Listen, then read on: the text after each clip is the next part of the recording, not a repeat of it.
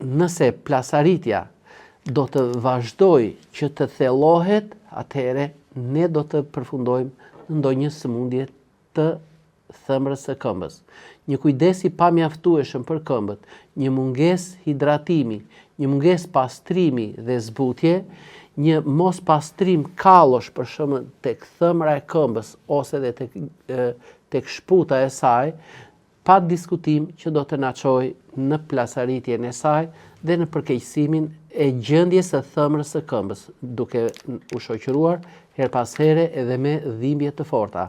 Shkaktar tjetër për çarjen, për plasaritjen e themrave të këmbëve janë edhe diabeti. Pasi një rritje e nivelit të sheqerit në gjak do të më shoqërohet pa diskutim edhe me një çrregullim të qarkullimit të gjakut, ku ky do të jetë i dobët në pjesët më periferike të saj. Po kështu edhe tiroidet që e bëjnë shpesh lëkurën të thatë dhe të ashpër, janë shkaktar të tjerë që mundet që të na çojnë në çarjen dhe në plasaritjen e thëmrave të këmbëve.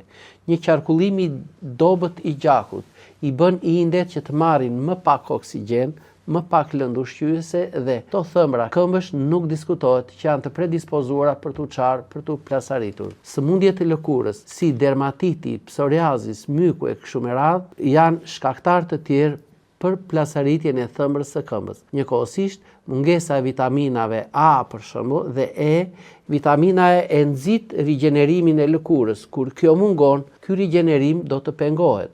Vitamina E i jep një hidratim lëkurës, po kështu edhe mungesa, kur vitamina E mungon, është e predispozuar që thëmra e këmbës në pjesën e saj anësore të çahet, të plasaritet. Mund të na ndihmojë në këto raste por edhe zinku, një mineral i cili ndihmon në shërimin e plagëve. Zinku, omega 3-shi, omega 6-ta i japin elasticitetin lëkurës. Shkaktar të tjerë ose faktor të tjerë janë edhe që nxisin plasaritjen e këmbës, janë edhe faktorët mjedisor. Për shembull, një mot i ftohtë, një ajër i thatë, një ambient me kondicioner, një ambient ku ka tymra, pluhura, të cilat ngjiten në këto hapësirat midis qelizave dhe ato të bëjnë që kur të rrisin volumin, për shembull një plurë cimentoje, një plurë gëlqere e thatë e kështu me radhë, që kur lagen me ujë këto rrisin volumin dhe çahen shumë lehtë ajo shtresa e sipërme e epidermës së lëkurës. Çarjet e lehta janë, si thuaç, sikur e kemi gërvishur pak lëkurën, sikur i mungon pak ajo lagështia dhe ndoshta diçka nga vajrat yndyrore të saj. Këto janë gërvishje të lehta, janë sipërfaqësore, nuk japin dhimbje, janë si